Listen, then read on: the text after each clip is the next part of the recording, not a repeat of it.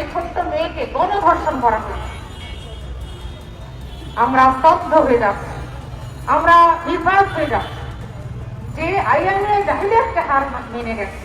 তাহলে এই সমাজ, আমাদের এই সমাজে মাথা উঁচু করে দাঁড়াবার মতো কি অধিকার আর কি অবস্থা আমাদের আছে? কারণ নারী আজকে বাসে নিরাপদ নয়, রাস্তাঘাটে নিরাপদ নয়, ঘরে নিরাপদ নয়।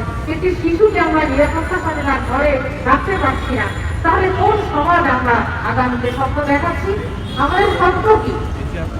আমাদের স্বপ্নকে সে দেশ গড়ার স্বপ্ন আমরা একের জন্য রূপরেখা দিচ্ছি ঠিকই, কিন্তু আমরা কেউ কিন্তু সত্যিকার সমাজ গড়ার জন্য শিক্ষা ব্যবস্থার মাধ্যমে নৈতিক ভিত্তি, নৈতিক ভিত গঠন করার জন্য যে ব্যবস্থার মাধ্যমে মানুষের মানবীয় দিকগুলো, মানবিকতার বিকাশ ঘটবে, সেই দিকগুলোকে ইগনোর করে আমরা শুধুমাত্র আইন দিয়ে একটি সিদ্ধান্ত দিয়ে সমাজকে আমরা কি করতে পারবো না, নিরাপদ একটি সমাজ তৈরি করতে পারবো না।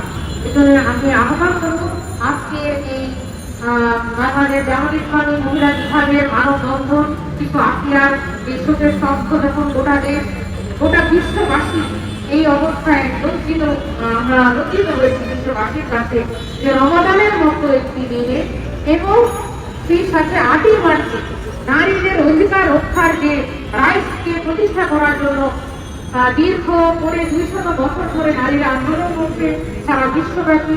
আমরা জানি যে 1857 সালে যে নারীরা রাস্তায় নেমে এসেছিল, সুতা কারখানা নারীরা তাদের নিরাপদ কর্মপরিবেশ, তাদের ন্যায্য মজুরি, তাদের নিরাপত্তা এবং তাদের কর্ম বৈষম্য দূর করা, তাদের কর্মঘণ্টার যে 8 ঘন্টার দাবিতে তারা রাস্তায় নেমে এসেছিল।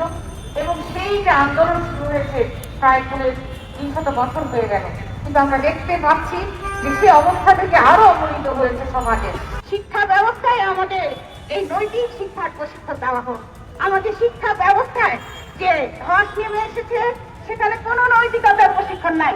তার জন্যই আজকে আমাদের শিক্ষা প্রতিষ্ঠান বলেন, আমাদের সমাজ বলেন, সব জায়গায় এই অধঃপতন। আমরা চাই আমাদের শিক্ষা প্রতিষ্ঠানে আমাদের কোমলমতি শিক্ষার্থীরা সুন্দরভাবে বেড়ে উঠুক।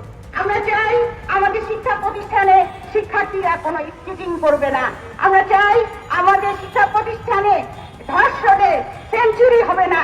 এই ধর্ষণের সেঞ্চুরির যদি বিচার হতো আজকের এই করুণ পরিণতি আমাদের দেখতে হতো না।